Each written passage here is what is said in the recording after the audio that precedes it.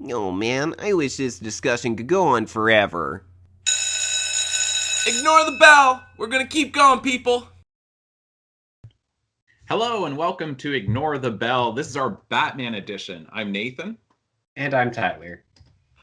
Today we are talking about the Batman films. We're going to try to restrict ourselves as much as possible to the films themselves and not get into animated series or comics. And the live action films, because there have obviously been a lot of animated ones. And yeah. Right. And so we do have a sponsor for today's episode. So our sponsor for today is Foons. Foons. If you are tired of using a spoon and saying, where's the fork on this? And tired of using a fork and saying, where's the spoon on this? But you hate the spork industry for good reason, then you have got a friend in Foons. Basically, none of the benefits of forks, none of the benefits of spoons, all rolled into one. Instead of having tongs on the end, you've just got the spoon ending, and then in the middle, you've just got the slots like in a fork. So basically, you can have soup where it's all noodles and no soup. Foons.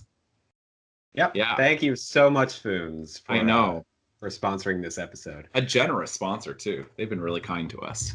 Yeah.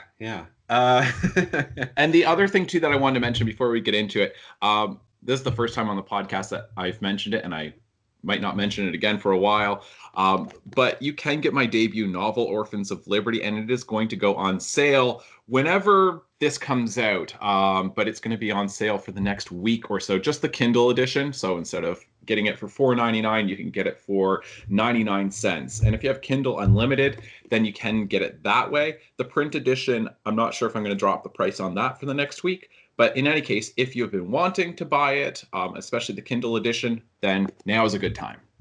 It's a really good book. I know that I'm biased and whatever, but I have read it. It's really, really good. Thank you. All right. So having said that, so I'm going to start the timer here, and we are good to go for about an hour. Great. So Batman film adaptations. Obviously, with my shirt, I am planting myself firmly within the Michael Keaton, Tim Burton camp. I love Batman and Batman Returns. Those two films I think are so great, and I've got all kinds of reasons why I think they're really, really good films. And then you've got dreadful ones that come after that. I'm trying to remember the exact order. I think it then goes Batman Forever, and then Batman and Robin. Oddly, Batman and Robin is the one after Robin was introduced. So, yeah, that's right. Yeah, that's the one where Batgirl is introduced. But anyway, yeah, it's not Batman and Batgirl; it's Batman and Robin, even though he was already there. Yeah, so you have those films that are pretty dreadful because it went to Val Kilmer, and I think Batman Forever, it's been a while since I watched it. I mean, compared to Batman and Robin, it's not terrible. Yeah, no, I agree. I mean, it's got Jim Carrey and Tommy Lee Jones, who are both acting their hearts out in those roles, really hamming it up. But they are hamming it up. For sure. Yeah. I think Tommy Lee Jones, maybe even more so than Jim Carrey. Yeah. It's really strange. Because very much so, like, that film feels like a cartoon, and they fit that. They suit their acting to that, and it's strange how they manage to do that. Yeah, you're right. I was thinking about this before we started the podcast. I was like, that is more of a cartoon movie of Batman than the animated cartoons of Batman. Right. Like, it's the most cartoonish of all of them, and I don't know how they did that. The safe is filling with acid. Oh, yeah. There's so much silliness in those ones. Yeah. And then Christopher Nolan comes in from almost out of nowhere, and revitalizes the franchise with Batman Begins, The Dark Knight, and The Dark Knight Rises. Right. Which I know you have thoughts about all of them. I do. I really enjoy the trilogy overall, but there are definitely some issues there. But before we get into that, I wanted to mention the other live action Batman film that came out way before, starring Adam West. Sure. Yeah, I wasn't sure if we were going to talk about that. Yeah, okay. So I haven't seen the whole thing, but I've seen parts of it on television. It's it's really campy, of course. Yes. But it's so weird. The plot is that there's some sort of United Nations meeting style thing going on in Gotham City. So you've got all these leaders of different countries all meeting up. And a bunch of Batman's villains, like the Joker and the Riddler and Catwoman and such, they all team up and they turn the they what is it? They like dehydrate the politicians. Right. They like turn them into dust in these vials. Right. So the only thing that I want to mention about this movie is it has the funniest ending of possibly any movie I've ever seen, which is where so Batman and Robin, they get the they stop the villains, but I think it's the Joker that ends up he knows that he's going to be caught, so he smashes all the vials filled with all the politician dust, and so then it all gets mixed together. So then it just jumps in time to when they've figured it all out. And they're like, I'm pretty sure we've gotten all the dust into the right vials and, gotten this all straightened out. Let's see what we do. And so then they, rehydrate them or whatever. And then in the UN chamber room, the meeting room that they were all sitting in. So then they all just appear again and they just continue on their discussion as if nothing happened. That's amazing. Then you realize that they're speaking in different languages than they're supposed to. So it seems that they got the dust a little mixed up, and it only adjusted the languages that they speak. And that's it. That's it. And then you've got Batman and Robin standing in the corner, and Batman, I swear to you, this happens. He stands there and he goes, Robin, I think our work is done here. And then they just both back out of the room. Well, what else are they going to do, right? All right, we're going to have to dehydrate you again and then somehow pick out the little bit of dust for your language center of your brain and then rehydrate. Yeah. Yeah. I mean, I just wanted to bring that up because I love that moment so much. Isn't that the film where Batman is trying to get away on the helicopter and he's out at sea and then there is the shark? And then he's like, luckily, I've got my shark repellent here. Like, he just carries that. Yeah. Oh, man. Yeah, I wasn't sure whether, like, we would talk about that film or not. Did they really only do the one film with Adam West? I think so. That's okay. My understanding. But I might be wrong about that. But anyway, that's a digression. And, maybe one day we'll talk about the Adam West series. Yeah, I mean, it's a Batman film. And so I don't think that it's certainly, it belongs in the discussion. It does. Right. Yeah. Yeah, so I don't know what you want to do. If you want to try to go like chronological and go through this or. Sure. Okay. Yeah, that sounds good. So Batman. It's just called Batman, I think. Yep. Yes. With directed by Tim Burton, starring Michael Keaton, and let me tell you guys, There was a day when people were like, "Oh, Michael Keaton, he's not at all the right casting choice for Batman. Mm, He's going to mm, be awful. He just doesn't fit the character."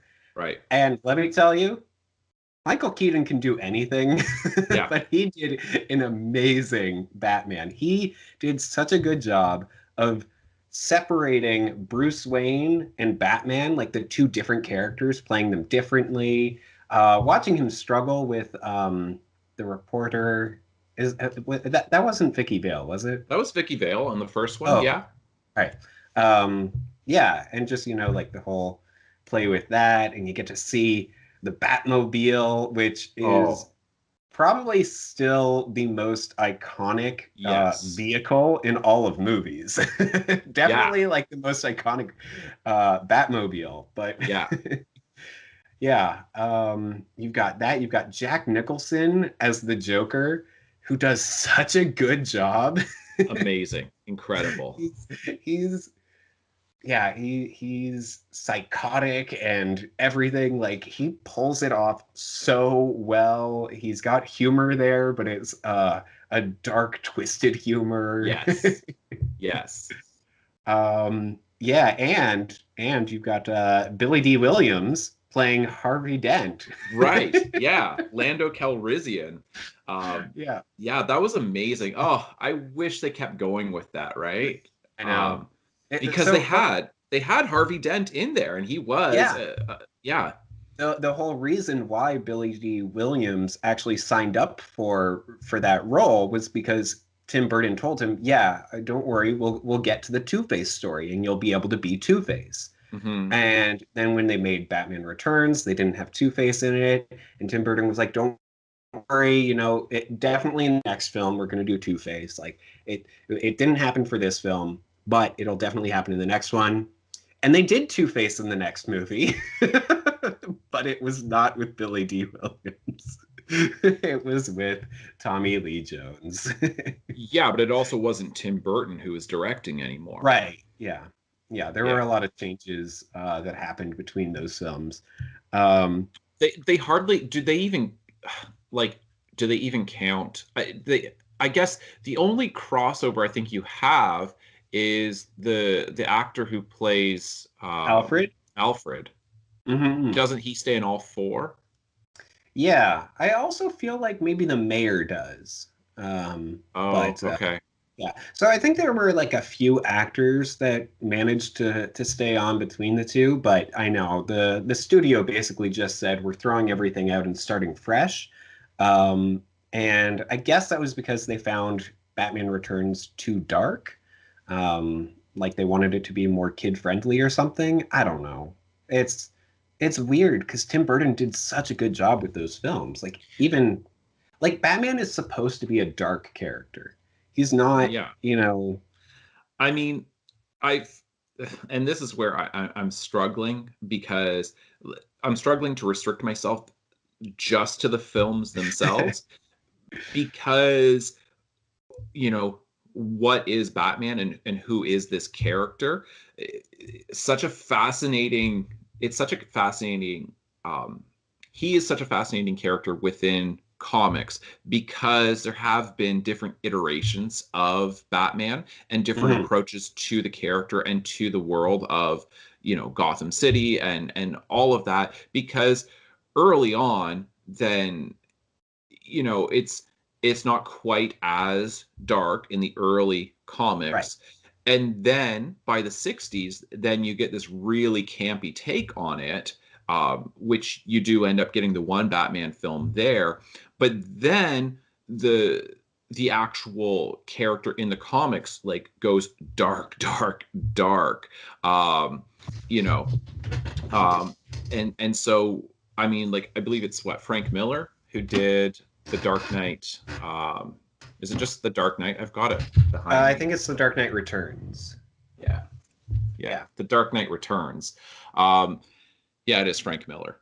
So yeah, then it goes like really dark in the 80s. Then it's a very dark take Mhm. on Batman, and then it kind of goes campy again. when you Yeah. start getting into Batman Forever, and then certainly by Batman and Robin, then it goes campy again. And then I think it's hard to say to pick out the very best Batman stories. I think objectively the best ones where they are really dark, like the Frank Miller take on Batman, Tim Burton's take on Batman, to to look at those and then say this is the real Batman, and the other ones don't count. Yeah. Yeah, Because that's fair.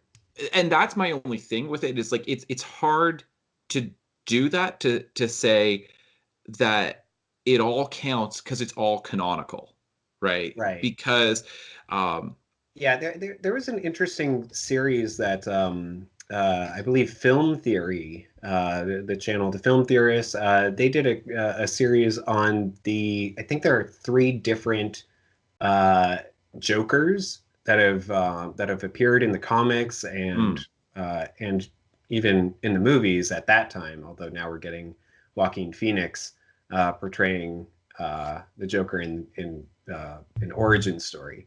But yeah, there are definitely differences between like the Silver Age comics, the Golden Age, and the modern era. I think that's what they're called. I forget the designation, but it's definitely gold and silver, and then I can't remember. Bronze Age comics is part of it, I believe, as well. That's an era. Yeah, but I can't remember at what point it switches. It's somewhere in the 70s or 80s that it switches, and I don't know what the terms are from that point forward. Yeah. But anyway, so I mean, it's definitely Batman has changed with the times. Different eras require, I guess, or lend themselves to a different type of Batman story. I mean, it's true. Like when the original Batman, I say original, when the 1989 Tim Burton Batman film came out, there weren't other superhero films. Like it was very much on its own. Like there had been the Superman films in the 70s bridging into the 80s. Yes. But it had been probably a good, 5 years at least? I think so. Yeah. Between where there were no superhero films, at least no major ones.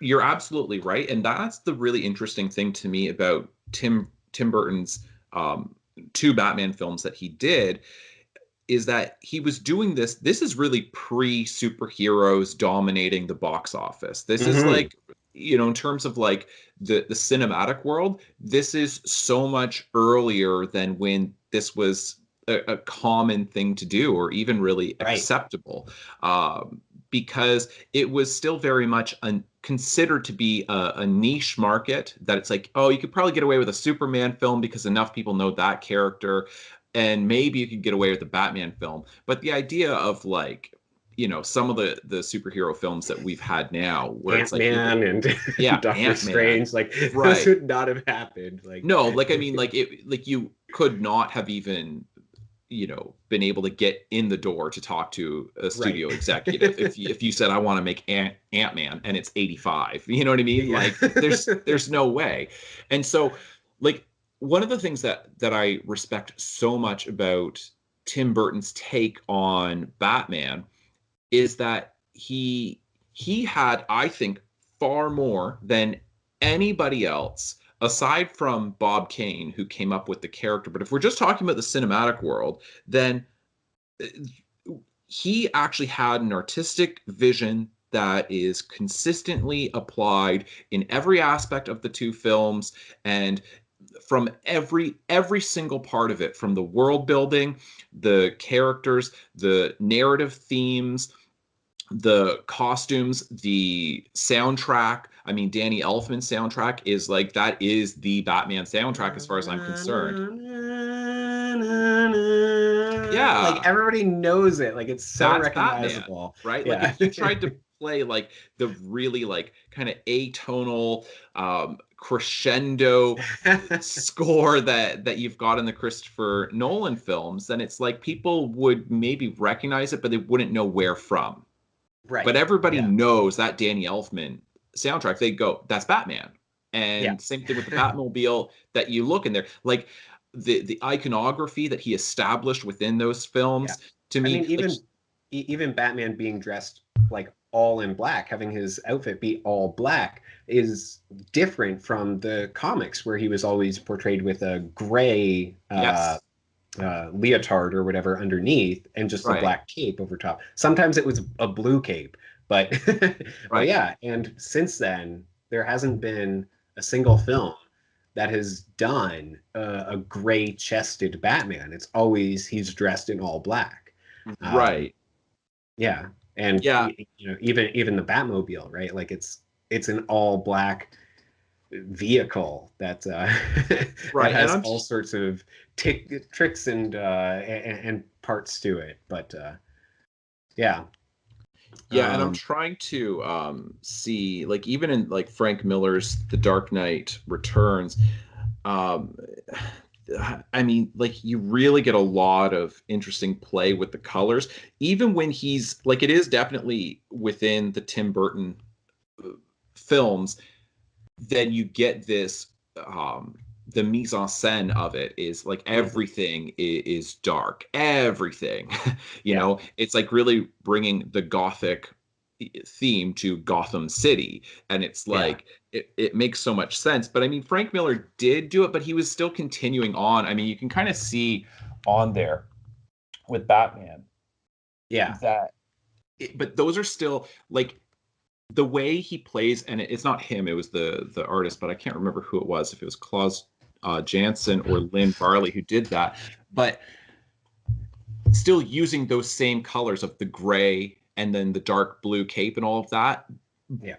but washing everything out so that way it looks Right. all dark. But then Tim Burton was just like, it is all dark. It's like, it's Yeah. not the way I'm going to film it. It is just going to be straight up black. Everything about Batman is going to be black, like the car, the costume, the Bat Cave. There's going to be basically no color whatsoever, and that works The so well with the Joker, because the I Joker was is just all gonna color. say, yeah, the exact opposite of that is the Joker, where he's so colorful and playful, and And it's really turning things on its head. Where ordinarily you think of things, being colorful and whatever, being good and exactly. cheerful Yes. and everything, which is what the Joker represents. He's this, antithesis. Like even his name itself is, you know, uh, yeah, just a total misnomer. The Joker, like he does joke, but it's like it's dark humor. It's not what you would think of as Well, and I think as that the Joker, from the playing cards, the idea being that the Joker is wild, that the Joker can be right, anything, right? right, yeah, yeah, But um, even in the film, in the 89 film Batman, then the the fascinating thing is that you have Batman who, just from a color perspective, his costume, it is all dark. Everything about him is dark. Like, mhm. Wayne Manor is dark. It's like there are no lights in this place, right? Yeah, I have And no idea what the outside of the building looks like. Like it's just shown in shadow. right, exactly. But then you see what the Joker is trying to do. Like, this is where the form and content match so beautifully, because Mhm. the Joker, his intention is to poison all these different cosmetics in order Yeah, to get people's faces to look like his. And then he, yeah, like, goes to the art it's gallery and he's putting like color everywhere, and Batman right, is the absence of color. Like, what a right. beautiful interplay between these two characters. Yeah, yeah, and it's yeah, I mean, the Joker's plot, by the way, is brilliant. I think probably the best supervillain plot in recent memory at the very least. Mhm. But it's he doesn't just poison or put out one poison product and Right. have people buy it. He he does it in a really clever way where it's like if you use this and that together, then it becomes deadly. But separately, they're fine. And the fact that Batman is able to figure that out is the one main instance where you see Batman being a detective, which is Right. appropriate considering he comes from Detective Comics. That's what Exactly. DC stands for. Correct. And he's presented as being the world's greatest detective. Right. That was what he Yeah. was known as in the early versions of the comics. Then Batman was the world's greatest detective. And like before being a superhero, because we didn't even really use the terminology early on of superheroes and superhero fiction. It was just these were like comic books. And Yeah. so yeah, he is, you see him being a detective there. Yeah. Yeah. So it's interesting because then you go to Batman Returns, and it has even less color. You don't have the Yeah. Joker anymore, and it's even darker. The only color that I can think of is the giant yellow duck that the Sure. Penguin drives around in. Well, the carnival, the circus workers or carnival crew that he works with, then they have color. But That's Penguin true. himself doesn't. Like Penguin has got the same color scheme as Batman. And then you also Yeah. have Catwoman, who's got the same color scheme as Batman. And Yeah. I mean, like just I'm trying to think of I I'm struggling to come up with any good comparison, but I'm trying to think of any film that does as good of a job in world building as what you have both in Batman and Batman Returns, where Gotham City, like this looks like a fully formed world that you have never seen before, and it is familiar and unfamiliar all at the same time, right? Hmm. It's what Sigmund Freud would describe as the uncanny. It's home, but it's not home. It's like Right. it looks like a city, but it looks like a comic book version of a city where you've got this gothic architecture everywhere. You've got gargoyles everywhere. Even like the advertising that the corporations are doing, like retailers, like with those, like I'm trying to like I'm thinking of like the giant cat heads like that they have that Right. are like spinning, right? Yeah. Like Yeah. it's like even that is goth. Yeah, Yeah, yeah. Shrek Industries, I want to say, something like right, that. yeah, with Christopher Walken. I mean, come on. Yeah, Yeah. it's true. Oh Yeah, you've wow. got an all-star cast in that film as well. You do. Michelle Pfeiffer, Yeah. Danny DeVito, Yeah. Christopher Walken, and Michael Keaton. Like, come on. Yeah. Exactly. It's incredible. And yeah, I really do really enjoy that film. It's just as dark as the first one. Like a little bit more dark because you don't have like the Joker who's throwing money everywhere. Yeah. This villain is totally different. He's not a gangster. He's something inhuman, coming Yes. up, and Yes. very much so. Like he's very reflective of. See, he had parents Mhm. who saw his disfigurement Yeah. and literally threw him away, threw him Yeah. into the river. Yeah. Um, and then he grew up under the city. And it's interesting because he grew up without parents, but never knowing them. And Mm. Batman, Bruce Wayne, he had his parents killed in front of him. So Yeah. they've got like that little bit of a similarity of them both being orphans, Yes. but they just go to completely different paths. Uh, Exactly. And you do have that nice interplay between them because they are both orphans, both with wealthy parents who mhm, both have come to prominence within Gotham, and they're outsiders while still being like trying to belong in this yeah, city and trying to figure out where they fit, right? Like both for yeah, Bruce Wayne and for Batman, where do I fit in this city? And certainly for the Penguin slash Oswald Cobblepot, where do I fit within this mm, city? And then when Penguin is rejected because they find out, kind of like they hear the tape, right? Of, well, like the CD that somehow Batman can skip like it's a record. Do you remember this? That's the only thing that bugs me about it. But this is so early in CD technology. I think people are like, "Wow, CDs can do that," just like a vinyl LP apparently. But he's literally got this open CD player, and he's like, "Duh, duh, duh, duh," and then it replays it. But Oh man, I don't in any remember case, that. but then when they reject him, then he's enraged, and it's like Batman is already rejected, but he knows he doesn't need that acceptance in the same way, right? It's like it's that second rejection by society is just what drives Oswald Cobblepot / Penguin over the edge, whereas for Bruce Wayne / Batman, it's kind of like I don't want to be part of it anyway. Right? And so you have like that kind of choice of like you can respond in one of two ways, and you see one character goes this way and the other character go this way.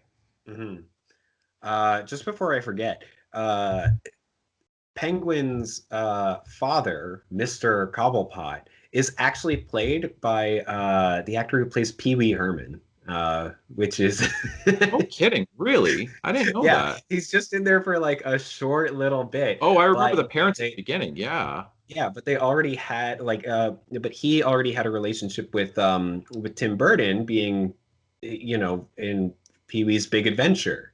I believe that came out beforehand anyway. I think so. But yeah, so anyway, just interesting that way. And so he so you do have this is, I think, the thing that that always makes the best, the best superhero film in general, but the best Batman story is always the one where the villain has some sort of relationship with Bruce Wayne / Batman.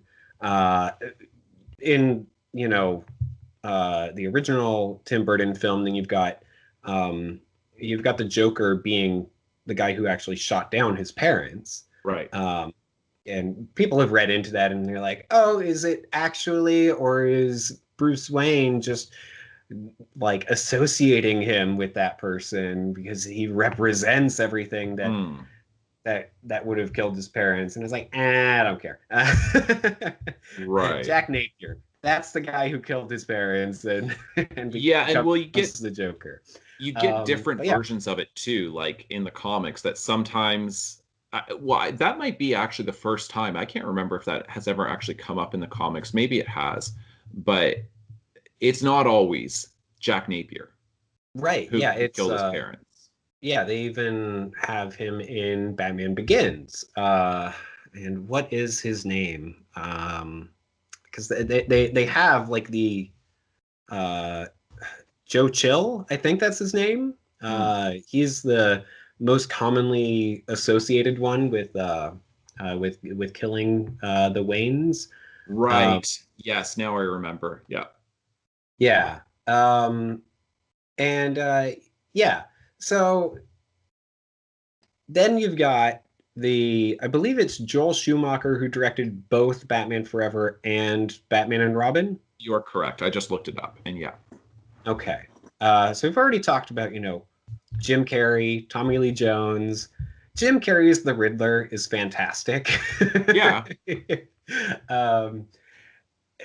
And honestly, the Riddler is a perfect villain for Batman if you can have Batman be a really clever detective. And I don't feel like the film really does a good job of having him do that. Like, it's just eh.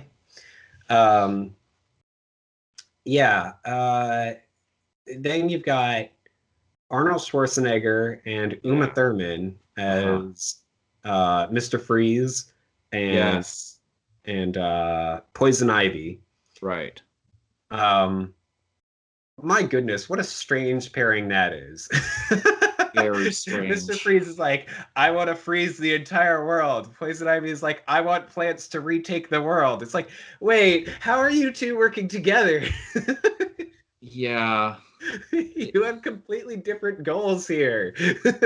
You're right. I feel like I can't talk. I can't speak knowledgeably about these films because I've seen them. I mean, I've seen both of them 2 or 3 times, to be fair, but I haven't seen either one in a good 15 years. And Okay. uh, and there's a reason for that. They drive me crazy.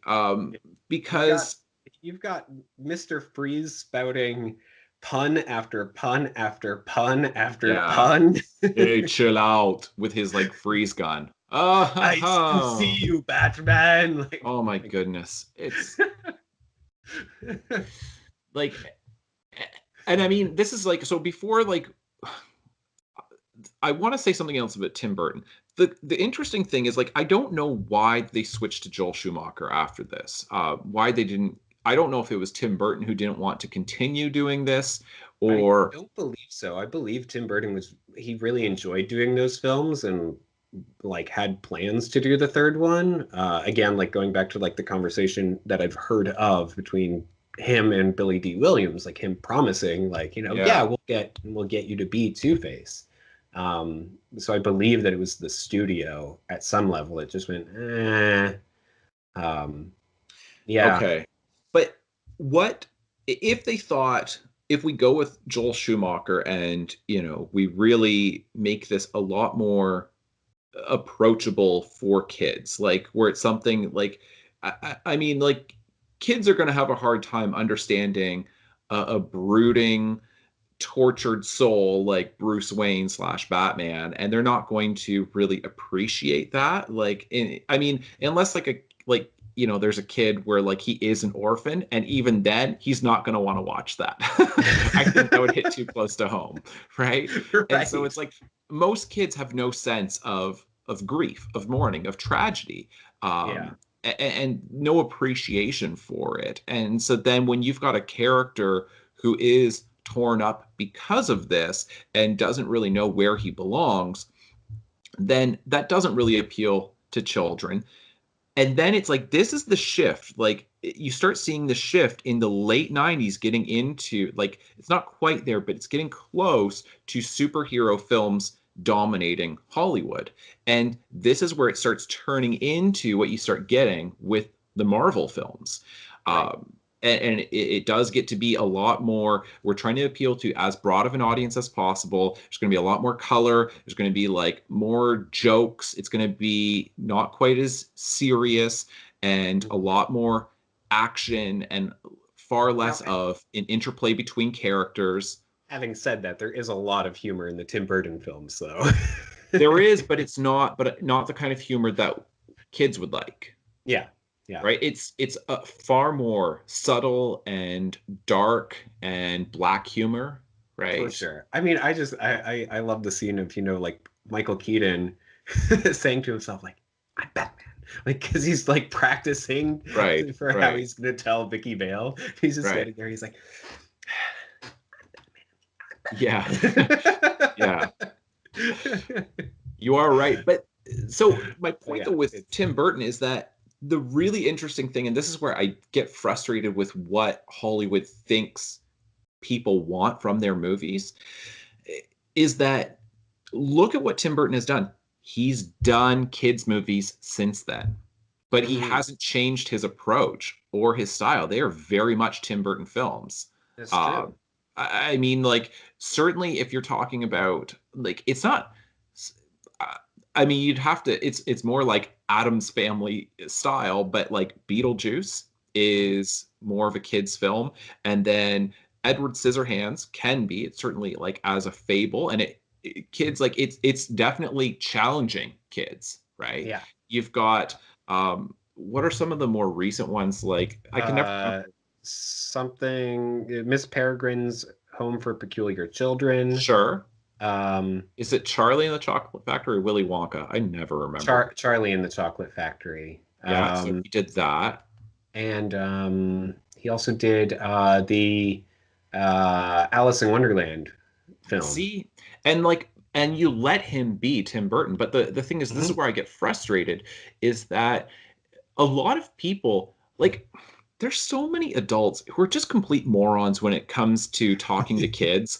Like, they talk to them like they're just so dim-witted, like there's something wrong with their brains instead of they don't have a lot of life experience. Like they Right. treat them like morons, and kids hate that. They hate that condescending attitude of like, like, oh, did you know this? Like speaking down to kids, that doesn't work. Kids can handle far more complex, mature storytelling than I think a lot of studio executives believe. And I think Absolutely. audiences there's such a huge demand from there is a market out there for audiences who do want good, challenging, sophisticated storytelling that's complex and that has a vision behind it. And they don't want this mass marketed thing that's just trying to appeal to as broad of an audience as possible with offending as few people as possible. It's Right. like, that's definitely what you see in like Batman Forever and Batman and Robin. And the frustrating thing is I feel like that is something that studio executives have not gotten past. There's so many who still think that that's the way you need to approach this. And it, you know, It's really frustrating because Batman Begins undoes all of that. Like it it does. does. It's a challenging storyline. It's obviously it's for a mature audience. It's nowhere near targeted towards kids. um, but yeah, it's got this, back and forth, like all these time jumps because it's Christopher Nolan. Exactly. But Right. yeah, like it's going back and forth between like, oh yeah, this is Bruce as a kid, then this is him when he's training, then this is when he's back in Gotham, and this is before he left Gotham, and this is him going to his parents' killer's trial, and like it does a lot of jumping around, and it is a challenging story, and yet people went to see that film being very soured to the experience of previous Batman installments. They went to that film and they said, "Oh, Batman is cool again!" Like, Exactly. At yeah, least many people did. Like, right. I don't really like Batman Begins very much. I think that it still has got too much cartoonish elements to it, and it it frustrates me. That one, and then The Dark Knight Rises. Is that Mhm. The Yeah. Dark Knight Rises. I think this is where this is my criticism of them. It's that I don't feel like Christopher Nolan had a unified vision for what he was doing with Batman. I think that you have three films that all kind of stand alone, and they I I don't see the in terms of almost every part of it, The Dark Knight, I think, and I've said it before, you've said it before on the podcast, like I think that is the best superhero film of all time. Mhm. I I think that is pretty as much as a film can ever be perfect. I think it's pretty much perfect. Mhm. It's so brilliant. Yeah, you've got the play between chaos and order, and Batman being somewhere in between, and yeah, just every aspect of that film is so good. And but the great thing about it for me is that it is not Tim Burton's Batman, and it is not Mhm. Joel Schumacher's. It's certainly not the Adam West Batman, right? Mhm. And it feels like it is very much a take on Batman, the Batman cinematic universe as being crime fiction. It is Right. like Martin Scorsese. To me, like, and I'm not saying that Martin Scorsese would have done a better job than Christopher Nolan because I don't think he would have. But it is like watching a Martin Scorsese film where it is a gangster film, it is a Mhm. crime film, and it's very much in that style where you then have this chaos agent that's introduced into a Scorsese film. That's what it feels Right. like. But the other two don't fit with that. They're not crime films. They It's true. become superhero films. And Mhm. that's where I say, like, because if you look at what Tim Burton was doing in Batman and Batman Returns, and he's like, these are goth films. They are like it has a unified vision visually, thematically, in terms of characters, um, costumes, like the music, all of that, it all fits. And he had a vision that was in every single pore of those films. Like Mhm. everywhere where you look, he just saturated it with this vision. And then Yeah. it's like Christopher Nolan is doing interesting things in all three films, but they sure don't feel unified to me. I Yeah, don't that I that don't see the connection between Batman Begins and The Dark Knight. I don't even see them as being in the same cinematic universe. And then you get into The Dark Knight Rises, and it's like that doesn't even feel like a continuation of Batman Begins. It's like you have it's true. three different Batman films, but you've got the same actor between them and the same director, but I don't see the connections.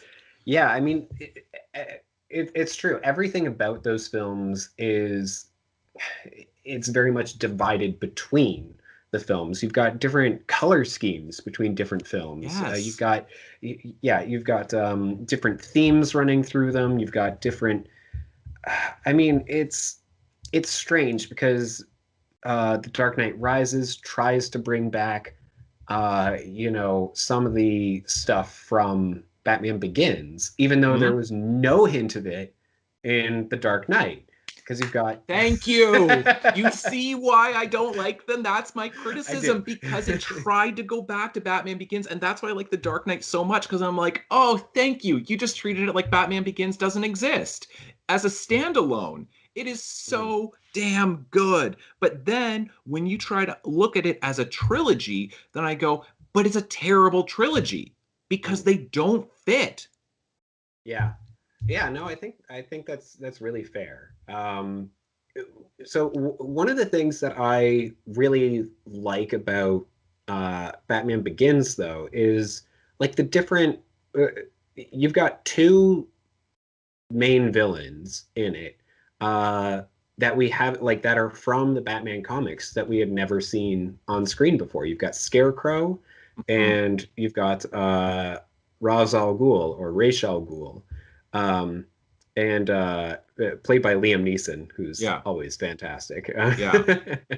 um, but yeah, you've got those two characters, and the fact that you've got this whole not mistaken identity, but hidden identity with Ra's al Ghul, you know, like Liam Neeson being like, "Oh, this over here is Ra's al Ghul," and then I even like how they play with it because in the comics, if I understand things correctly, then Ra's al Ghul is immortal. Like he goes into his Lazarus pit, which revitalizes him, and then he comes out just as strong as he's ever been.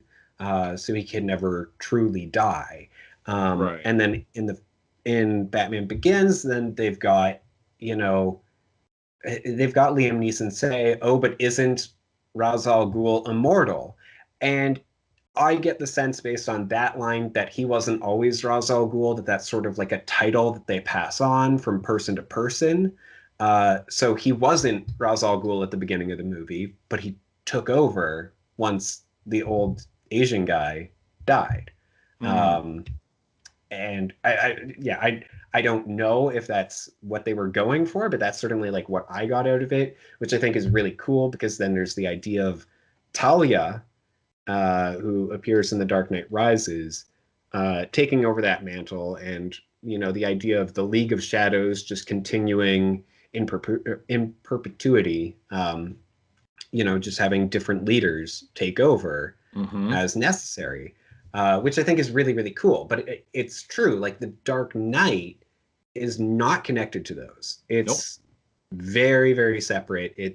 I mean, they even they even filmed in a different city between Batman Begins and The Dark Knight. Right. Where did they film Batman Begins?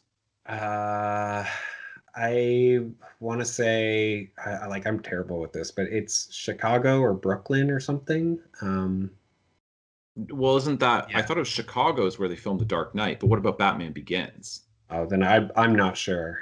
I don't Because I'm pretty remember. sure I'm quite sure that The Dark Knight is Chicago. Mm, Um, but yeah. and I mean like I've been to Chicago as you drive in from the south, and it sure looks like Gotham City because they've got no, and I'm being quite serious because like the skyscrapers there are a much darker color scheme than what you have in most cities. There's a lot of like charcoal and black and just darker colors in the skyscrapers. The skyline itself is darker looking than what you have in most cities, where you get more of a lighter gray or more reflective glass. And yeah, Right. so but yeah, that's like, if you're looking visually at Batman Begins, like like it really, It's very much more brick compared to concrete, if you will. yeah, Like it's yeah, you've got all these different, apartment buildings and stuff. Um, yeah, you can like pass it off as it being like a different part of the city, but it's still like, yeah, because they spend a lot of time in the Narrows. right, I like that you get to see Arkham Asylum. yeah, That's kind of cool. And but yeah, like they're very different films. And I Batman Begins, I also like for the major set piece of the train, with everything being connected to Wayne Tower, mhm, and the Waynes sort of being uh, this like beneficiary, yeah, like this charitable group that was always trying to help out the lower class. They were always looking out for the for the poor and for people who couldn't afford to have a car and whatever. So they built this whole train system, and everything was hooked in, like including like the water and everything. Like it was all hooked in to Wayne Tower, which I think is really good in terms of setting up the legacy of the Waynes, and how when Bruce Wayne comes back after his, what, like I forget how long he was gone for, like 10 years or something. mhm, When he comes back after that whole time, then he's not just picking up the mantle of, Batman. He's picking up the mantle that was left by his parents and saying, yeah, this is my city and I'm going to take care of it the way that my parents did.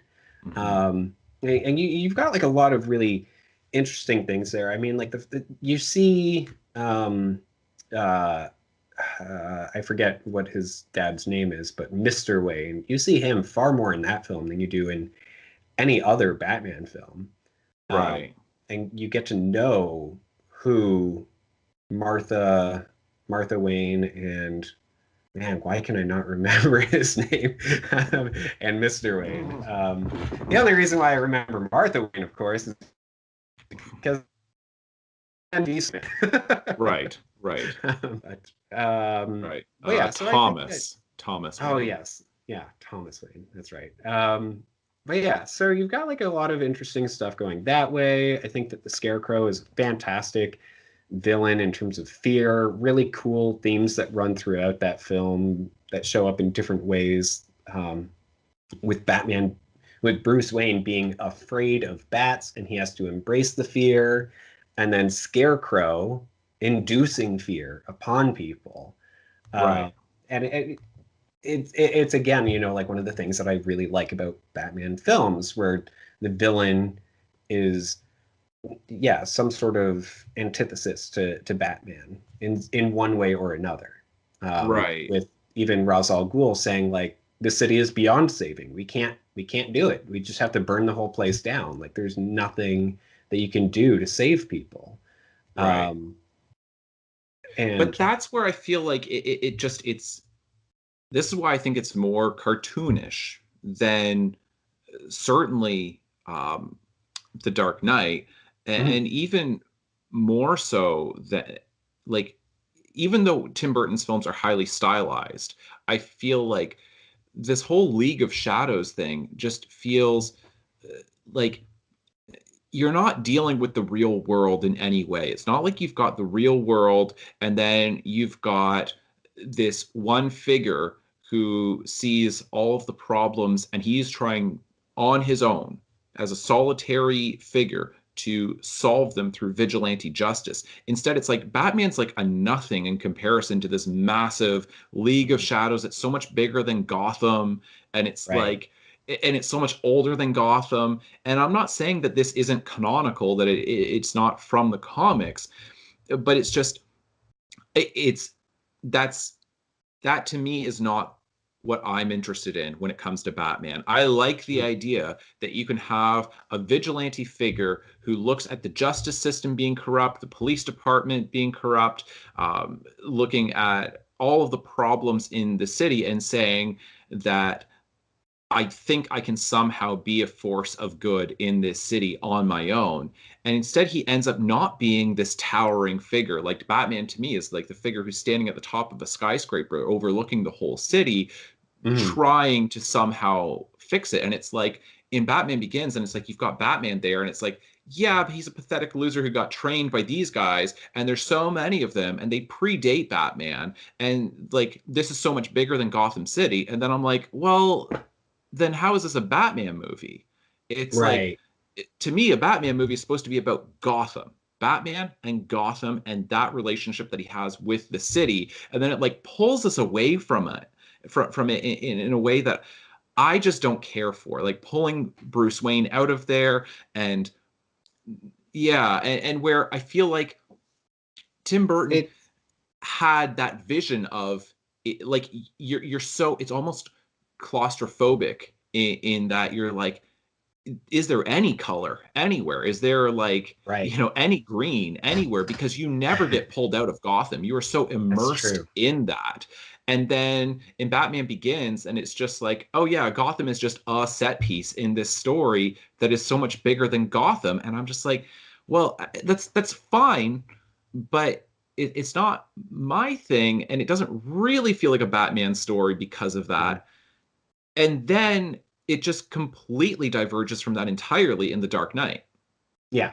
Only to Yeah, kind of come back sure. around by The Dark Knight Rises. You're right that The Dark Knight Rises does then return to some of those things. I mean, you've seen those movies, I'm sure, more than I have, or at least more recently than I have. I mean, I've tried watching The Dark Knight Rises a second time, and I can't get through it. I literally can't. I get so frustrated with it. Like, because Bane, every single thing that he says, it sounds like a cartoon character. Like, there doesn't seem to be any stakes. He feels like a Thanos type character, where it's just like, he's never in danger of anything. It's like, oh, I'm falling out of a plane, and this is, well, how I talk when I'm doing that. Oh, I'm fighting, and I'm not huffing and puffing because blah, blah, blah, blah. You know what I mean? He sounds like a cartoon character. Yeah.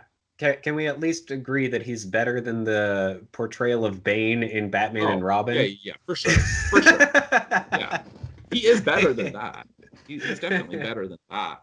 But I feel like it's no longer a crime story like you got in The Dark Knight. So, like, I personally, and I've said this before, like, we haven't had this conversation on the podcast, but when it comes to, like, fandom in general, I think a really fascinating discussion is at what point do you say that you're not a fan? If you only like, however many, like for people like with Star Wars, when they really only like the first 3 films, episodes 4, 5, and 6, but then they hate everything else, and then they keep saying, that's not Star Wars, that's not Star Wars, that's not Star Wars, then you have to say, but it is. You just don't like the majority of it. And like, I don't quite know what you do with that. So when it comes to like Nolan's trilogy of Batman, it's just like, I'm not saying that these are not Batman films, because they are.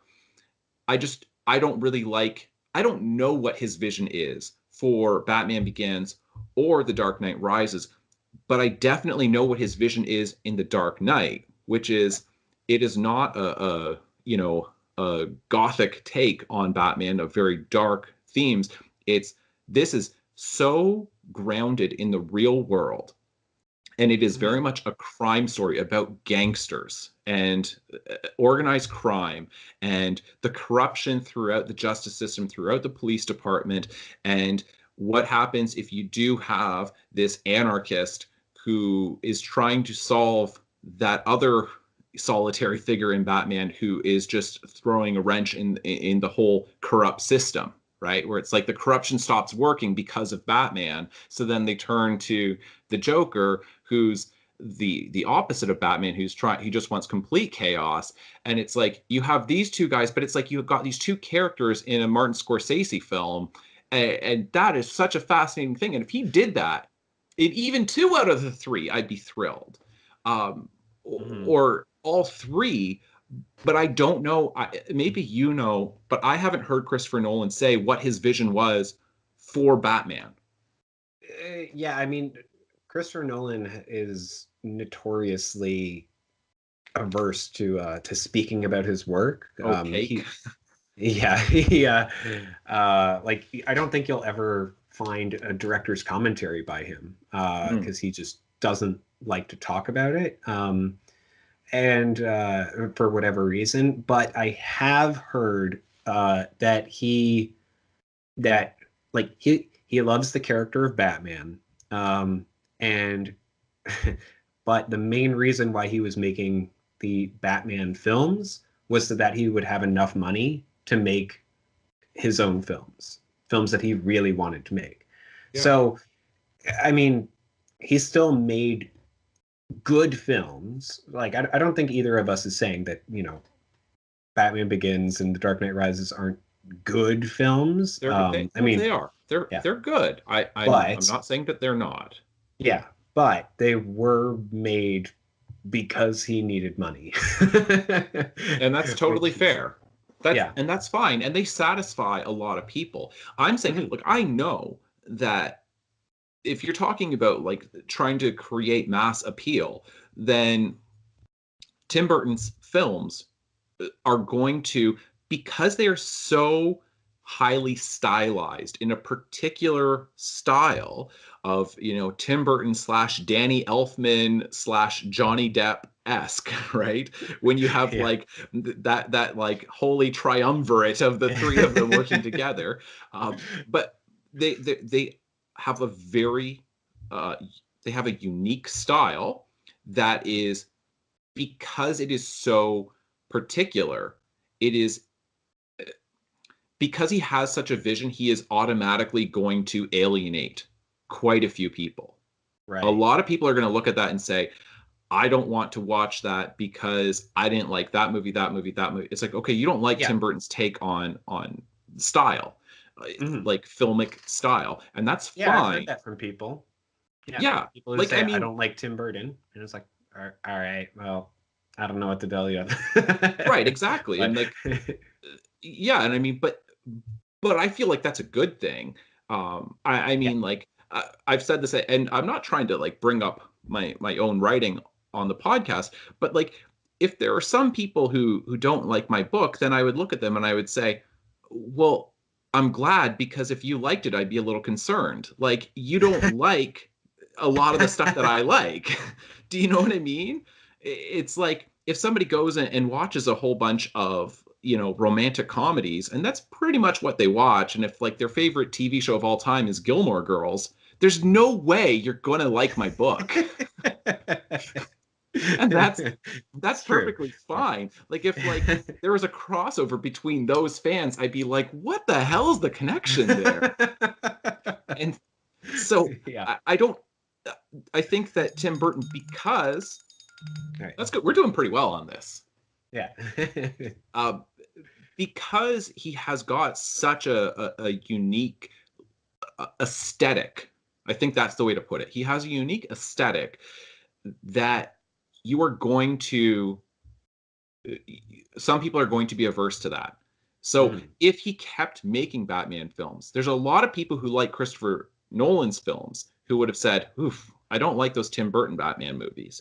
And that's perfectly fine. Like, this is just my opinion that I prefer the Tim Burton films, but I think that you cannot deny, out of any director or any artist who has, if we're just talking about the films, if you're looking at any director who had a more fully formed vision for what to do with this film universe, with this franchise, with this character, then it's like, objectively, it is Tim Burton who did the best ones, because he had that vision. And then the thing that is interesting to me is, but the best film of all is The Dark Knight. And it's so interesting because the Dark Knight, I do think it is better than Batman or Batman Returns, but it is such a different movie. Oh, absolutely. than really anything else that we've seen in the Batman universe. Yeah, yeah. No, I mean it is really interesting because it's going contrary to what I said about Batman Begins. The Dark Knight uses two villains that we've seen. I mean, honestly, we've seen time and time again in all sorts of different incarnations. But we've seen, like, at the very least, we've seen the Joker in Yeah. Tim Burton's style, and Yeah. then we see we need to talk about Heath Ledger. Yeah, Yeah. who is brilliant. He did such a good job with that role. And I mean, part of me honestly wonders like what they would have done with The Dark Knight Rises had he not passed away before, Right. but before they finished with The Dark Knight. And but yeah, I mean, like Oscar worthy, like his performance in that. Didn't he win the Oscar? He did, yeah, he did posthumously win the award, and yeah, like it's such a good portrayal of that character. And then you've got Two-Face. But what I like about The Dark Knight is that you've got more so Harvey Dent than Two-Face. Yeah. Compared absolutely. to Batman Forever, where you see in a flashback him get splashed with acid. But like when I look back at Batman and Batman Returns, I love watching those Billy D. Williams scenes and seeing him act as Harvey Dent. Like it's incredible to see him just be a DA and thinking about that what if, like what if he actually did get to turn into Two-Face in a third film? Like, oh my goodness, like it would have been so good. I know. Because we already got his character established in Batman and Batman Returns. Like, but yeah. So it's interesting, but then you do get, so much more of Harvey Dent in The Dark Knight, and they do such a good job with, making his character well-rounded, and how like they used to call him Harvey Two-Face. It's so good. It's like, yeah, he didn't just suddenly get splashed with acid and then and then become a supervillain, and like, the loss of Rachel and everything. Exactly. Like, it's so good. Like, there's so much there. Every character feels fully fleshed out, and like, except for, of course, the Joker, where you don't get his backstory at all, which is fantastic. Yeah. I like Tim Burton's take on the Joker, having him be, a mobster, a crime boss, or whatever, becomes this, this supervillain when he falls into acid. Right. But I don't think anything compares to, I don't know how I got these scars. Yeah. I mean, so one of the interesting things about the Dark Knight is that with basically every character in the film, you want more. You feel like there weren't that many scenes with the Joker. There weren't that many scenes with Harvey Dent, and certainly not him as Two-Face. There weren't that many scenes with Batman.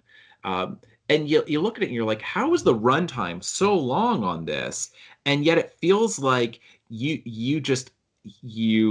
sharpened our appetite for more. And somehow it still comes out to a satisfying finish, but boy, do you want more, right? Absolutely. Like it's incredible the way he did that it's like he's denying us all of these things, where he does enough on screen. Like it feels like he took like a 10-hour film and then just like stripped it down to like, it feels like there's so much more there, and we only got a glimpse of it. And that to me is like excellent world building when you do that. When you're able to so succinctly allude to how big the world actually is and how complex these characters are. But you don't actually go into all of it because it's just you've given us enough that we as viewers are filling in all the blanks on our own because you've alluded enough to them, right? Right. That Yeah. when, like, if you're looking at the people of Gotham City who are being terrorized by this Joker figure, and they want to know, who is this madman? Where is he? What is he doing? Then it's like you as the audience are in that same position of going, who is this madman? Where is he? What is he doing? And you get to feel like the people of Gotham City when all of this is going on. The other thing that I wanted to mention with Heath Ledger is I think one of the strongest parts of the film are the few parts that he directed, right? Where he Right. had the hostage video. Like, did he Yeah. just do the one? I can't remember if there's just the one. Yeah, I don't remember. But yeah, he did at least one of them. Right. Where Yeah. where he's got it like with the little handheld camera and like Mhm. Heath Ledger not just his portrayal of the Joker, but his vision of the Joker and his that like that is one of the creepiest scenes that I've ever seen with him, you know, like when he's got the guy and he's like, you're not Batman, then why are you dressed like him, right? And he's Yeah. like hitting the guy and like Yeah. that, like, and then he turns the camera on himself and it's just like this really Yeah, the gruesome the face. the the caked on makeup and lipstick and like the self-dyed hair and everything. Like you just look at the Joker and you're just like, oh man, like, you know, it's it feels very much like very, very real, very genuine, where it's So so genuine. like And he could have done all that himself. And like I know that he did, like a lot of stuff himself where he didn't, like ask the makeup department to do this, that, or the other. Like you see like the makeup fading here and there at different parts of right, the film, like in the interrogation scene, and he's like you see quite a bit of his skin tone underneath, and right, it's right. so good. It's so good, and that's why I'm saying that it's a crime thriller, right? It is a Yeah, yeah. Scorsese film where it's like it is not it isn't cartoonish, it isn't superhero-ish, and it Hmm. all feels very authentic. Yeah. And then yeah, certainly like him as like when you're looking at the hostage video that he does, then the the chaos of it, the way he films that, when it's like you've got Christopher Nolan's still camera, and did he not? How did he? What film was he using? Didn't he do this in IMAX? Like, Yes, he did. Yeah, eh, he was eh, using one of, I think, like three IMAX cameras that existed at the time. right. So Yeah. filming this in like just this thing that is just taking in every ounce of color, right? And it's just Yeah. so big, so still, right? Hmm. Capturing so much. Like Yeah. the Which, I camera. mean, he did. He didn't use the IMAX camera for all of the shots. He mainly used it for establishing shots, and that was, according to him, to to establish Gotham City as a character, which Right. works so well and it's so good. And But if he had a vision for all three films, then he would have done it for all three of them. But like I say, the first one, my issue is that Gotham City doesn't feel that important. And Mhm. then, and that's my issue with it. It's that certainly by The Dark Knight, though, it does feel like a character. But that you've got this this approach to filmmaking, at least visually, that's taking in everything is centered. Everything is, well, maybe not centered. Everything is framed so carefully. Mhm. And then within that, embedded within that, you have that chaos agent where it's like suddenly there is no careful framing. The camera's jumping around like crazy. Yeah. And it's just like, it's so brilliant when you look at that and you're just like, that's exactly what the Joker is within that. And that's Heath Ledger who directed that within the film of that Right. chaos within this order of the larger film. Yeah. Yeah. And I mean, always the the scene that really gets me in that film, like when I saw it in IMAX, when it first came out, when the fake Batman is like just bashes into the window where like the mayor or whatever is like looking out the window, and just out of nowhere like this dead body just smashes into the window.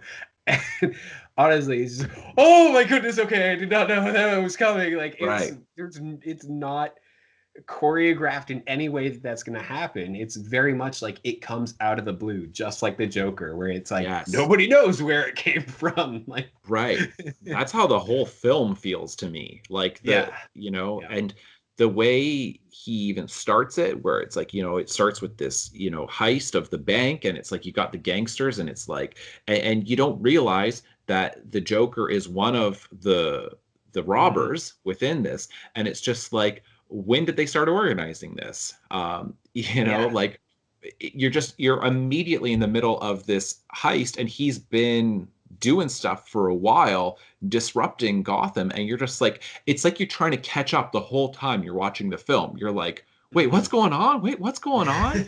But in a way that is so carefully considered. It's not ham-fisted by any means, where it's just like it's bad writing and it's just like, well, you haven't established that. It's like, I don't quite know.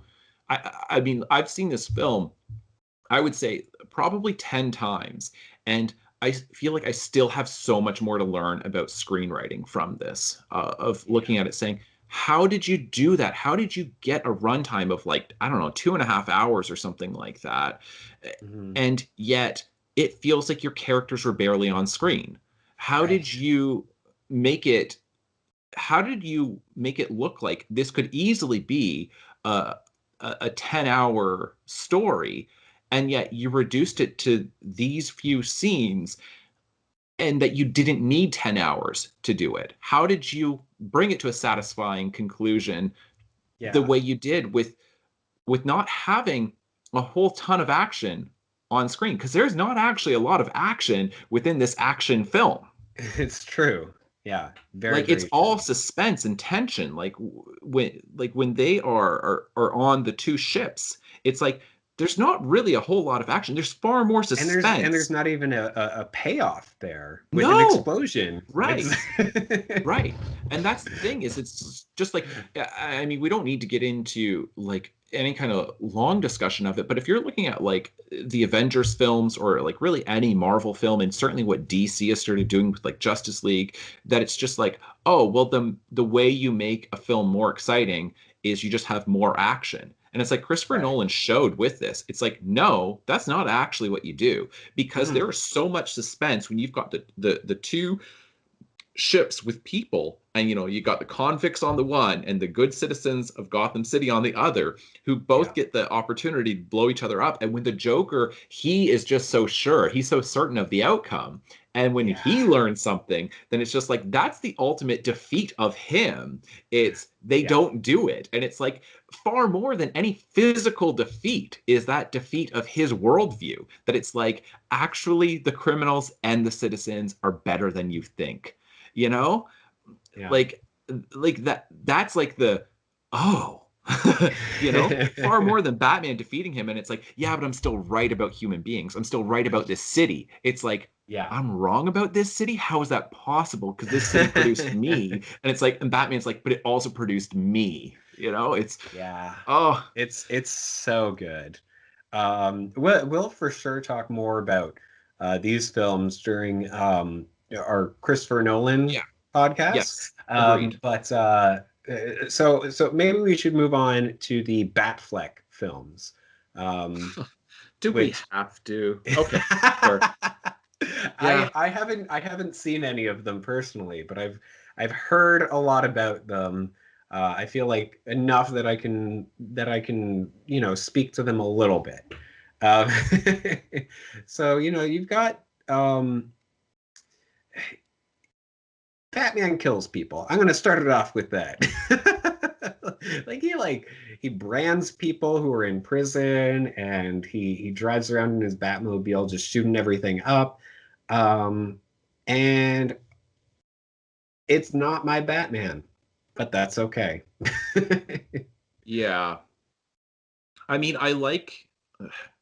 I'm probably one of the strange people who I don't have as many issues with Batman v Superman as a lot of people had. I liked the premise of it because it's very much The Dark Knight Returns. It's very Yeah. much like Frank Miller's story, Well, where it's the fourth part of that comic. yes, Yeah. yes, exactly, yeah, because it cuts out all the And, stuff with and like the mutants and all of that. and that's really my problem with the film.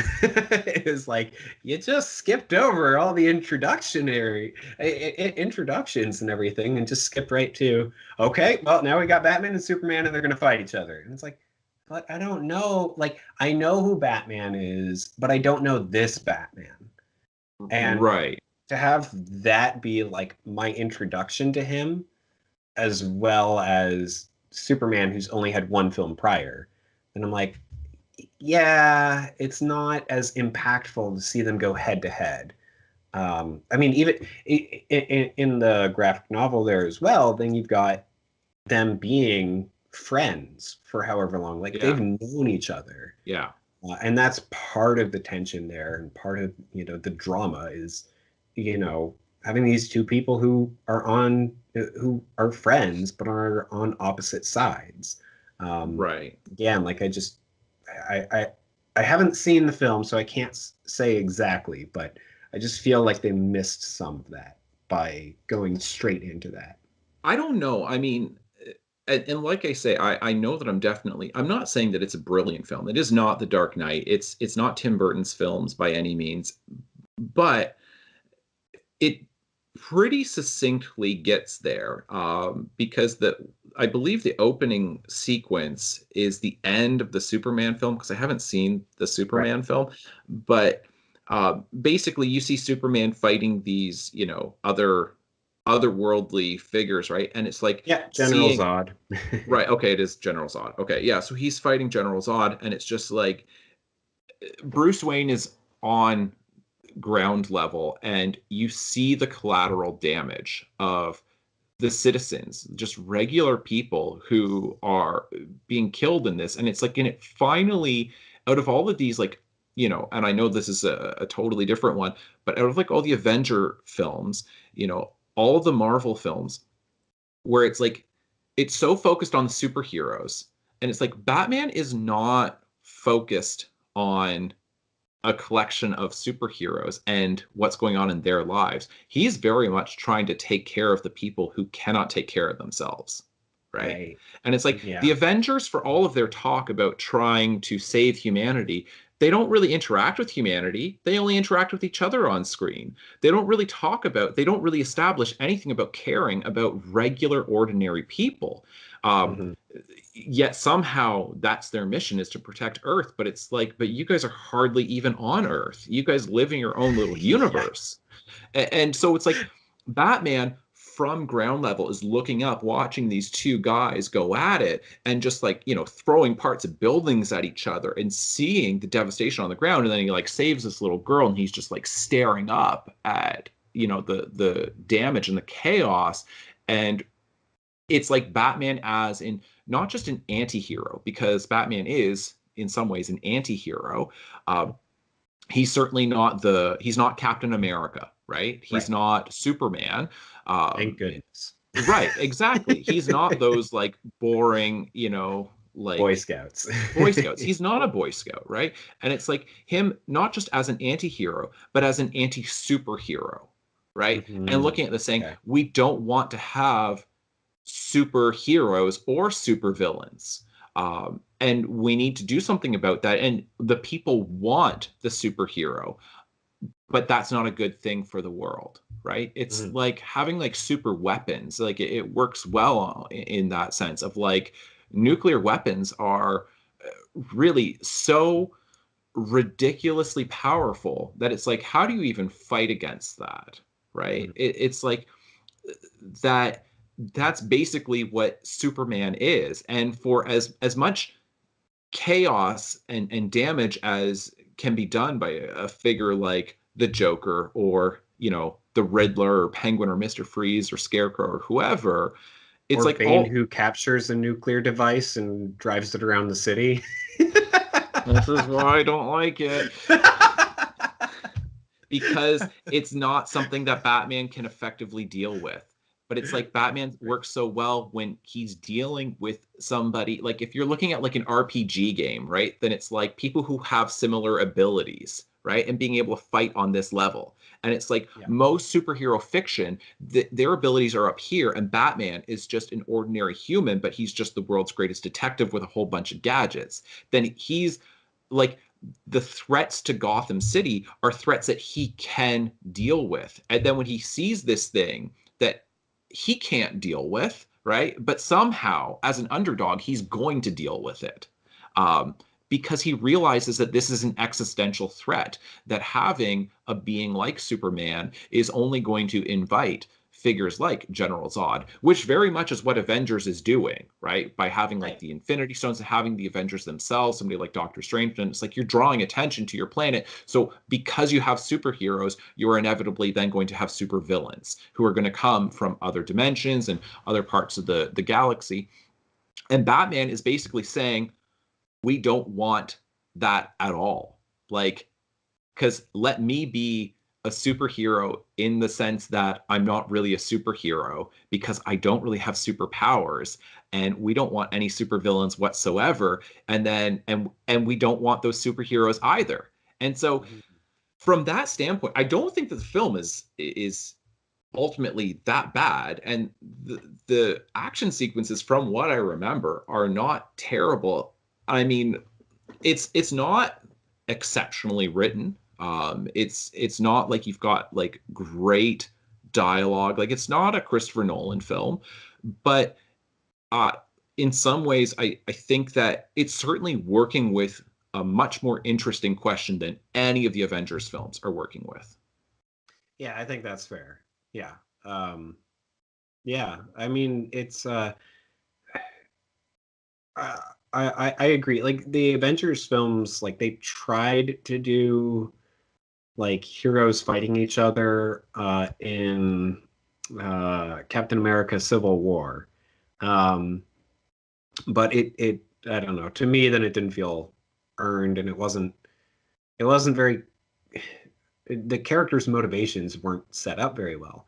But yeah, it sounds like Batman v Superman does a better job of setting up like what each of the characters want, specifically Batman. And I don't know about Superman, like, Well, you see him but as being much more like he's not afraid of the media, and he's much more of a public figure than okay. Batman, which is like also how you're getting this really nice pairing of Batman being this anti-superhero and Superman being this ultimate superhero, like the epitome, really he is the epitome of a superhero, where it's like Superman's there and he's trying to stand in front of Congress and he's like, being like, oh, I'm trying to be like a force of good. And it's like, well, how do we regulate something like this? How do we legislate, how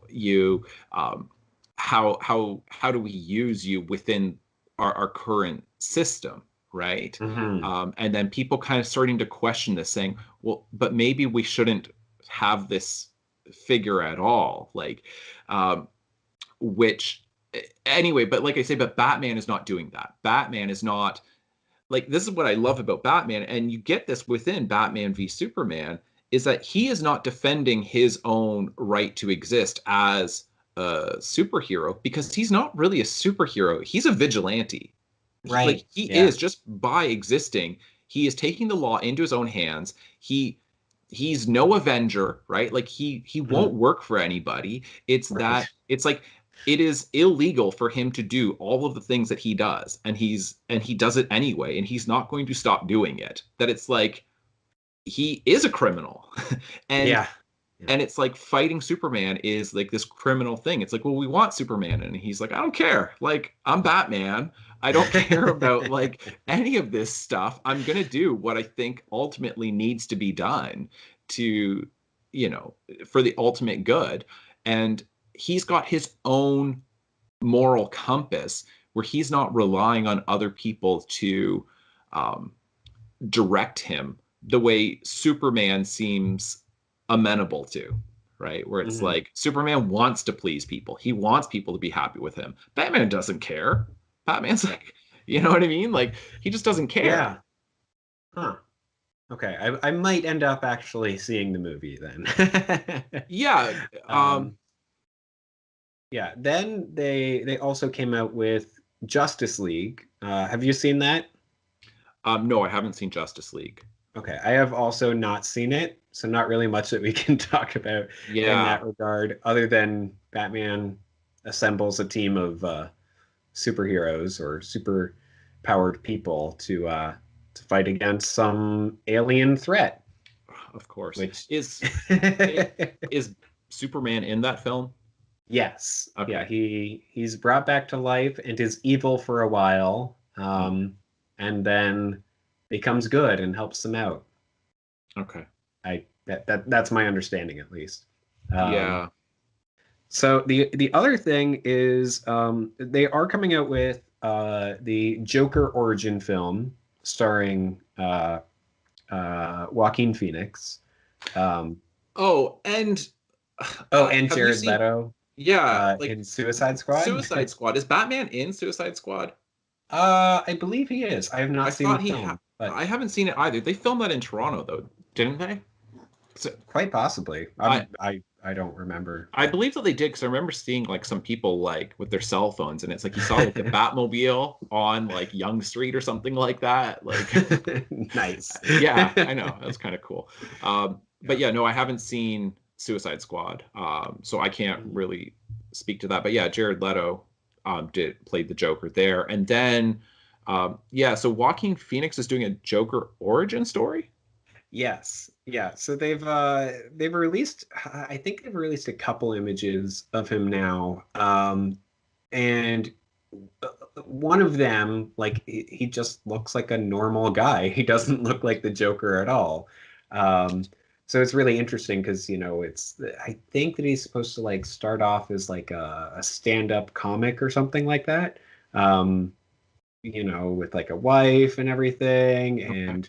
and so you're just gonna like find out more about how he became the Joker, I guess, which goes completely against what I love about the Joker in The Dark Knight, where you don't find out anything about where he came from Right. or whatever. Like, he's good with weapons somehow. He knows about explosives. He has all these resources and knives and fancy suits and everything. And it's like, how did he get all of this? And then this film is just going to be like, oh, now you're going to learn about his tragic backstory. I'm like, I don't know that I really want that. There's also talk about them. I don't know if this is still being planned or not, but they were also talking about doing um, a younger Batman film with I believe something to do with like him fighting in Arkham Asylum, which would be cool. I Sure. love the idea of Arkham Asylum. Oh yeah. Which is not home to all of Batman's villains, just the ones who have some, serious mental health issues. Right. Right. But yeah, definitely would be cool to see like a bunch of different villains from the Batman mythos, because his rogues gallery is incredible. Oh yeah. You've got so many characters. Yeah. And I really want to see the Joker, or sorry, the Riddler done really well. Yeah. Have him be like, this really dark, twisted character that you don't No see a kidding. lot of. Yeah. Yeah, but I know, I hear you. I feel like we haven't ever seen a good version of the Riddler. yeah, Um, yeah. I mean, I Jim mean, Carrey, he plays that role well, but it's not what we want the Riddler to be. right, right. We want to see the Riddler challenging Batman, right? Like giving him these riddles that are near impossible to solve, and that Batman really does have to use his wits to figure out, do some detective work. And I Yeah. guess that's why it's harder to make that interesting on screen, I guess. I don't think so. I mean, I think that it can be done, but the problem is that it will alienate a lot of Mm, audience members, a lot of potential viewers, because if it's done in a yeah. really dark way, like basically, like Jigsaw from the Saw films, he's the Yes. Riddler. Like Yes, we have a good Riddler there. Or I don't it's know if true. you've seen the movie Seven, the David No, Fincher I film haven't. with Brad I'm Pitt and aware of it, but yeah. yeah. Um, and Morgan Freeman is in that as well. And um, then that one is similar to a Riddler type figure as well. Basically, the Riddler would, but yeah, like I say, like Jigsaw from Saw is essentially the Right. Riddler, Yeah. just setting up like these. But I mean, but instead, um, with Jigsaw, then he gives the riddle to the people who are in the trap. correct. Whereas in a Batman film, If then you give he it would to be giving it Batman, to Batman. right. And it's Um, like, and to see Batman fail in those things, where it's like yeah. you've got these really twisted psychological experiments and people in these horrible positions where it's like it is possible to save them if you are clever enough and if you are timely enough in solving it. But then the only way that that film would really work is if Batman fails at least once, but probably multiple Mhm. times, and that he has to somehow live with the guilt. That the only reason that the Riddler is doing this is because he exists as Batman, right? Yeah. Yeah, That absolutely. Yeah. like that's where the Riddler could be done so well, but the problem is that it would be appalling to a lot of people, like very few people. I think if you're looking at a percentage of humanity, very few people can handle the Saw films. Right. Yeah. Like I don't know, I Yeah. gotta say, like you're talking like probably less than 5% of the population. Mhm. And like Yeah, no, it's true. I, It I makes mean, me sad, but it is true. right, and that's where I feel like that's why we haven't seen a very good Riddler and why we probably won't, because I just think that I think it's just too frightening for most executives to green like that. Yeah. Yeah, that's fair. Um anyway, I believe it's unknown whether or not Ben Affleck is going to return as Batman uh in future films. But you know, Hollywood is gonna like Warner Brothers is gonna keep on making Batman films. Oh yeah. There's They're lots never of gonna stop. no, And there's lots of interesting things I think you could still do with Batman because like absolutely, as you point just out, don't like show his origin story again. I feel like we've gotten it about 12 times in 4 movies. Like, right, absolutely. Um and I mean like I think yeah, there's tons of interesting directions in which they could go. Uh I including mean, having again, like Batman Begins, introducing like these two villains that we had never seen on screen yeah, before. Like, keep doing stuff like that. Like, these films don't have to be the Dark Knight level of amazing, because it is an amazing film.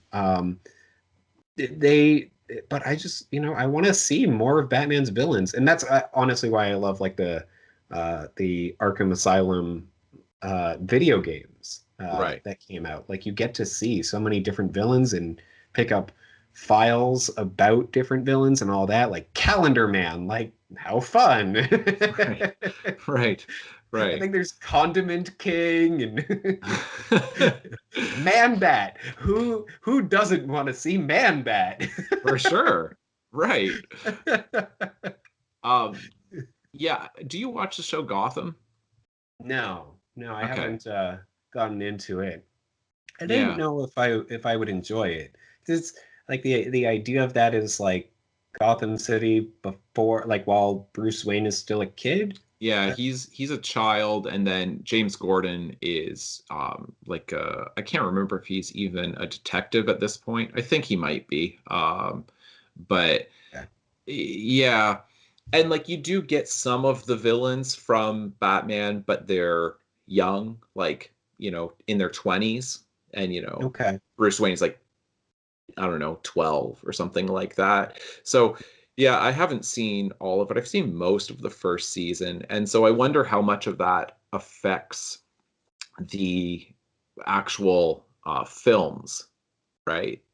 Because, because if you wanted to do because you could do a young version of Batman, right? And you can Mhm. do like I'm more interested in an older version of Batman. Like, I mean, I The, personally, yeah, the grizzled, yeah, well-worn hero. exactly. Especially like what you had in the animated series with, I forget what the character's name was, but it wasn't Robin, because Robin, I forget what happened to him, if he was dead or if he just, because I Yeah, know I he's mean dead in the there have been comics, there but have been various people who have gone by the name Robin. right. One of them became Nightwing, and another Okay. was killed.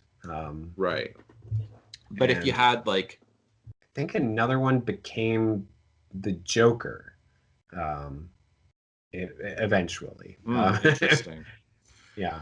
But I Um, mean, like, I know that this would never happen, and this is just me like wishing for something. But if you had like a third film done by Tim Burton with Michael Keaton, um, you still get Billy D. Williams.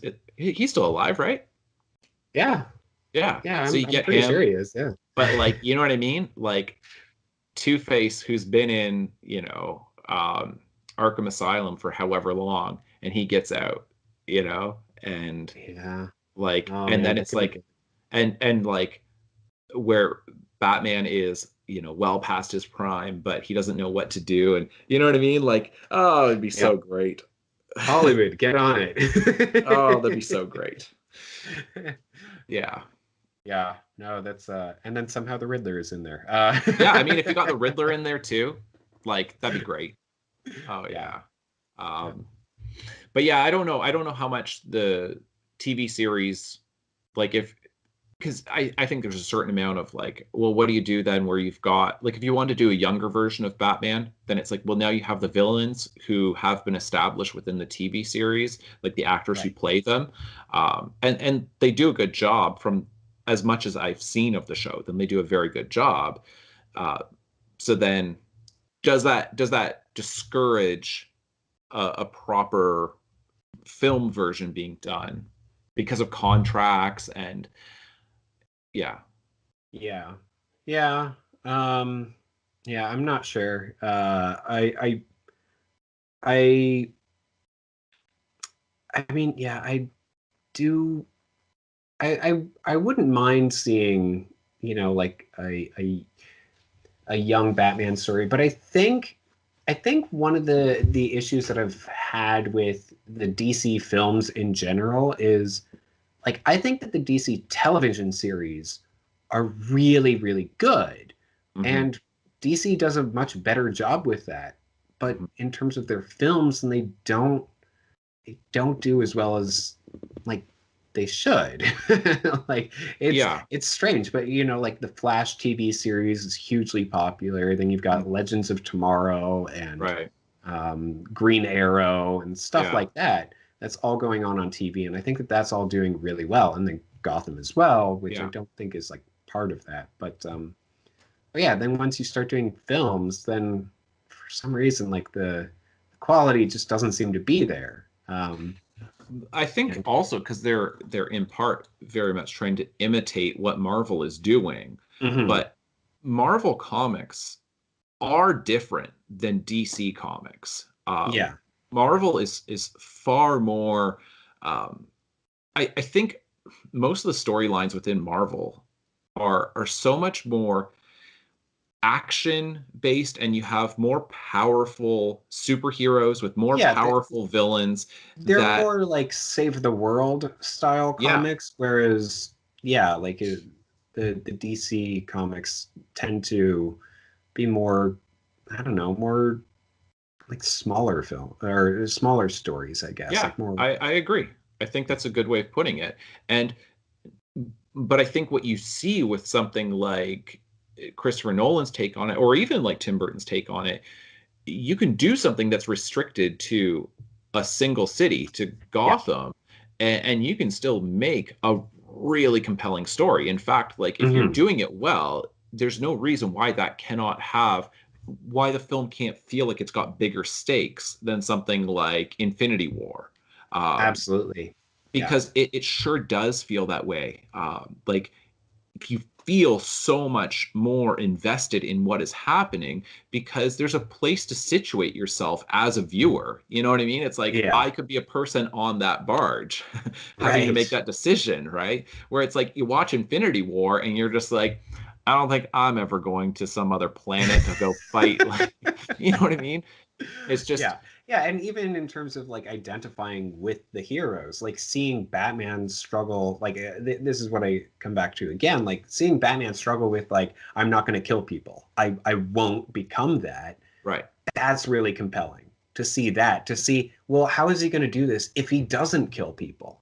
Right. And that's like such a good aspect of the character Because you've set up that this tension immediately that Mhm. is constantly there, constantly hanging over the character, where it's like this tension of how do I limit my own powers in order to stick to my own code of ethics that I've established for myself, and that you have these supervillains who are constantly trying to get him to break his one rule.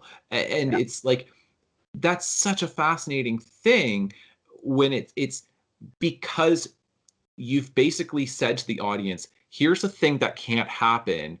Here's how he's going to be forced to try to not give in to that.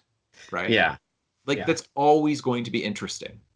Yeah, yeah, absolutely. And that I guess is part of the reason why I was disappointed when I heard that in Batman v Superman, then he, you know, goes around like kind of killing people, like shooting down cars and blowing them up and whatever. And I'm just like, oh, well, that's you lost like a lot of the tension that I enjoy Right. from Batman. Right. Um, and yeah, so it's I don't know. And it's funny. I've mentioned this before. Why I don't find Spider-Man compelling, because I feel like he people are gonna yell at me for this, but like I feel like he can't. He doesn't have the power to kill people, so it's not compelling when he doesn't. Because you're just like, oh look, he dodged out of the way and the person killed themselves. Like that's every Right. Spider-Man movie. Right. Right. And it's like, I don't care. What's interesting about Batman is like he has the power to kill people, and Right. yet he tries not to. And it's Yeah. hard for him not to. I Yeah. don't feel like that when I watch Spider-Man. No, well, because like, and this is, I think this will be like, we need to wrap this up, but like, Yeah. the way what a spider does is it has its web, but the web doesn't kill the prey. Instead, it's the spider then slowly getting over there and then like usually like wrapping it all up and waiting for it to like almost mummify. And then it like, goes after it and it starts eating it. And it's like, I mean, that'd be a very dark Spider-Man film if you had that. Just like he's gonna be on the web for a while. I'll get around to it. And then you just see Spider-Man go over there, Peter Parker, and just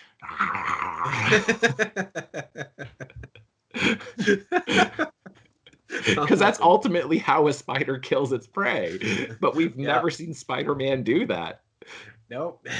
He should get the big like fangs on the front like a spider has. And yeah, why doesn't he have those? He's got like webs that come out. He's got like the spider does power. whatever a spider does. Come on. This is what a spider does. Be brave. Do that last little step. Oh man. All right. Like I said, I want to wrap this up. This is a good discussion, and like you say, like there's still tons more to talk about, especially with the Christopher Nolan films. Yeah, I feel like we'll probably have a full podcast on Christopher Nolan, another full podcast on Tim Burton. Yes, so we'll be able to talk about stuff that way, and maybe even a DC versus versus Marvel one. So You guys will for sure get more of this kind of talk. Yes, for sure, because there's tons more to get into with it. Yeah, and we'll come back to these things, but in a different way, right? From different angles. But yeah, and that's great. And I know like one thing that we're gonna have like coming up at some point within the next couple of weeks, at least I'm gonna kind of require you to do this, is go see Glass, and then we're gonna do our film review of Glass, because that's what, January 18th or something like that. Yeah, I want to say like maybe it is the 18th. I was going to say 13th, but I think that's a date from something else. But yeah, no, it's coming up really, really quickly. And people in the US won't understand this, but I've got enough scene points that I can go see 4 free movies. So oh, so you're ready to go. Yeah, which is good because I have no money, as we discussed at the beginning of last right. podcast. $9 is like not that bad. But yeah, all right. Well, okay. That's it for this podcast. We'll talk more about these, other aspects of Batman in other ways. But yeah, that was a really fun discussion. Yeah, absolutely. All right. So until next time, see you. Right. Bye. Ignore the bell, people. We're gonna keep going. We're still ignoring it. Don't worry. I don't know what that. I think that's the fire drill. All right. We're gonna go home. Yeah. All right. We're done.